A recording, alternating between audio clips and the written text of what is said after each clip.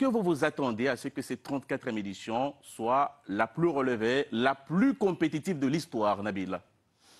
On verra sur le terrain, mais en tout cas, les prévisions nous font penser qu'effectivement, on part sur une CAN premium, si je puis me permettre, puisque déjà, c'est dans un grand pays de football, la Côte d'Ivoire. La Côte d'Ivoire va avoir une belle équipe, c'est certain. Et puis, les récents résultats des sélections africaines en Coupe du Monde, les dynamiques également même de certaines qui n'étaient pas en Coupe du Monde, moi, me fait dire qu'on va se régaler et j'ai hâte.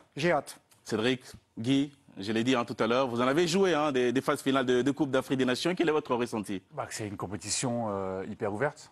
Nabil l'a dit, il y a des dynamiques incroyables sur au moins 5, 6, 7 équipes et bien malin celui qui pourra donner un favori. Alors, vous ne pouvez pas m'en donner ce soir? On donne toujours le précédent vainqueur parce que voilà, ils ont toujours des joueurs majeurs. C'est ça. Voilà, mais souvent on le donne. Bon, on a vu ce que ça a donné à la précédente CAN. On a donné quelques équipes qui n'étaient pas là à l'arrivée. J'espère que ça n'arrivera pas.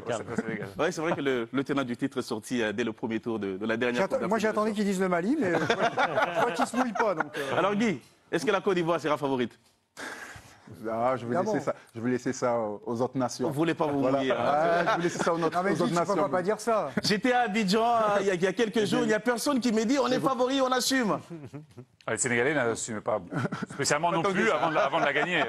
Oui, mais après, il faut être aussi réaliste. On organise la CAN chez nous. On sait qu'il y a très peu de nations qui ont réussi à l'organiser et à la gagner. Donc forcément, ce n'est pas chose aisée de pouvoir remporter, mais bien évidemment que nous voulons aussi accomplir un bon parcours. On est à domicile et ça va être à nous aussi de faire le nécessaire. Après, il y a aussi les matchs que nous avons joués, on va dire de qualification, même si nous étions déjà qualifiés. Ouais. Et effectivement, on n'en sort pas forcément avec énormément de certitude, mais nous aurons le temps d'en discuter. Et Philippe, vous en avez couvert des phases finales de Coupe d'Afrique des Nations. Quelles sont vos projections à 3 mois? La première projection, c'est que le fait qu'elle soit en Côte d'Ivoire donne tout de suite un élan fantastique. On a eu des très belles CAN ces dernières années.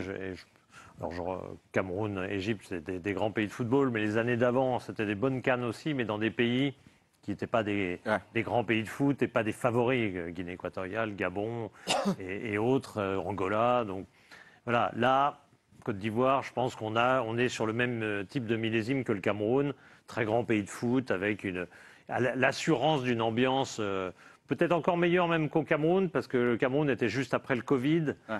Là, il y aura Abidjan est une ville très ouverte. Il y a beaucoup de pays qualifiés autour. Il y aura une influence autour, et les voisins, il y aura une influence considérable. Et puis du point de vue foot, on ne peut jamais savoir, mais comme disait Nabil, évidemment, le fait que la Coupe du Monde se soit si bien passée donne des perspectives extraordinaires et fait dire à beaucoup ce sera la meilleure CAN de l'histoire, ce sera la plus relevée. On n'en sait absolument rien aujourd'hui, mais oui, on a ce sentiment-là avec notamment le Maroc en demi-finale. Il ne faut pas qu'il pleuve. Il ne faut pas qu'il pleuve. Voilà. On en parlera effectivement.